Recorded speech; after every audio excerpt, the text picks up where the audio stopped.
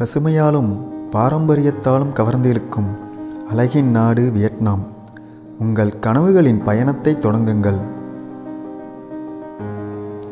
இங்கு இயற்கையின் மடியில் புதைந்துள்ள அதிசயங்கள், வரலாற்று சின்னங்கள் மற்றும் தனித்துவமான கலாச்சாரம் உள்ளது. உலகின் முக்கியமான பயணிகள் இடங்களில் ஒன்று ஹாலாங் பே. மேலும் உங்கள் ரசனையை செழுமைப்படுத்தும் அற்புத உணவுகள்.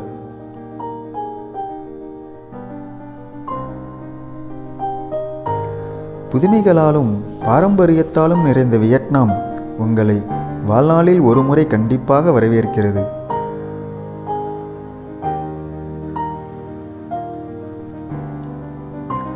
உலகின் மையக்கிழக்கில் அழகு பொங்கும் ஒரு நாடு வியட்நாம்.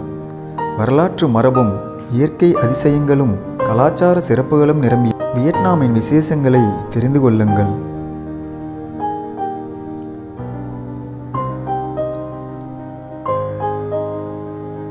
யுனெஸ்கோ பாரம்பரிய களத்தில் இடம்பெற்றுள்ள ஹாலாங் பே பாறைகள், பசுமையான தீவுகளின் கச்சித காட்சி இது உலகில் அதிசயங்களில் ஒன்றாகும். அருங்காட்சியகமாக திகழும் ஹோயன் நகரம் இரவுகளில் மின்னும் நிறமலை விளக்குகளால் கவர்ந்திழுக்கும் இடம்.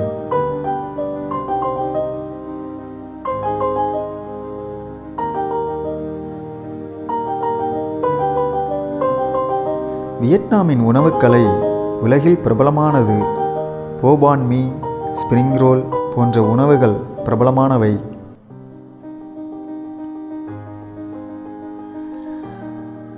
பச்சை பசுமையாக காட்சியளிக்கும் நங்ராங் வயல்கள் புது நவீன நகர வாழ்வின் மத்தியில் இயற்கையின் மகத்தான கோலம். வியட்நாம் போரின் வரலாறு குசி சுரங்கங்களில் எழுதப்பட்டுள்ளன. இது வீரத்தையும் தியாகத்தையும் மையமாக கொண்டது. வியட்நாமின் மதத்திலும் கலாச்சாரத்திலும் கோவில்கள் முக்கிய பகுதியை வகிக்கின்றன. செராமிக் மற்றும் சுவடுகளால் எழுதப்பட்ட கோவில்கள் உங்கள் இதயத்தை கவரும்.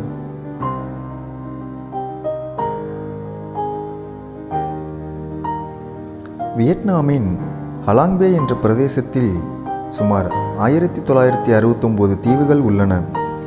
இது உன்னதமான இயற்கை அழகை கொண்டது. வியட்நாமின் லே மாட் என்ற பகுதி பாம்புகளை வளர்த்து அதன் நஞ்சை மருந்தாக மாற்றும் தொழிற்சாலைகளுக்கு பிரபலமானது. வியட்நாம் தனது ஐஸ்பால் காஃபி, எஃகு காஃபி என்ற விதத்திற்காக உலக புகழ் பெற்றது. பார்ப்பச்சை மற்றும் சர்க்கரையின் கலவையால் இது தனித்துவம் பெற்றது. வியட்நாமின் நகரங்களில் மோட்டார் சைக்கிள்கள் பிரதான போக்குவரத்து ஆகும். எனவே இங்கு சாலைகளில் பார்ப்பதற்கே சுவாரஸ்யமாக இருக்கும்.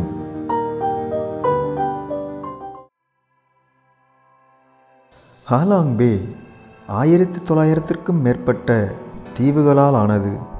அவற்றில் பெரும்பாலானவை அவற்றின் வடிவம் மற்றும் தோற்றத்தின் அடிப்படையில் பெயரிடப்பட்டுள்ளன. உதாரணமாக, ஓய் தீவு யானை போலவும் காஸ்வை தீவு சண்டை சேவல் போலவும் தெரிகிறது. பல தீவுகள் உள்ளன. அவற்றில் பாதிக்கும் குறைவான பெயர்கள் இன்னும் வைக்கப்படவில்லை. மிகச்சிறிய தீவுகள் தண்ணீரிலிருந்து 100 மீட்டர், அதாவது 330 அடி வரை உயரும். இது லிபர்ட்டி சிலையை விட உயரமானது. ஹாலாங் பே மலைகளுக்கு பின்னால் உள்ள மிதக்கும் கிராமங்களில் வாழும் பல சிறிய சமூகங்களின் தாயகமாகும். புதிதாக மீன்பிடித்து திரும்பும் மீனவர்களுக்காக முதலில் கட்டப்பட்ட இந்த மிதக்கும் கிராமங்கள் விரைவாக குடியிருப்புகள் மற்றும் முற்றிலும் தன்னிறைவு பெற்றன. சில குடியிருப்பாளர்களை உள்நாட்டிற்கு செல்ல அரசாங்கம் கட்டாயப்படுத்தியுள்ள நிலையில் பலர் தங்கியுள்ளனர். இப்போது 4 மிதக்கும் கிராமங்கள் உள்ளன.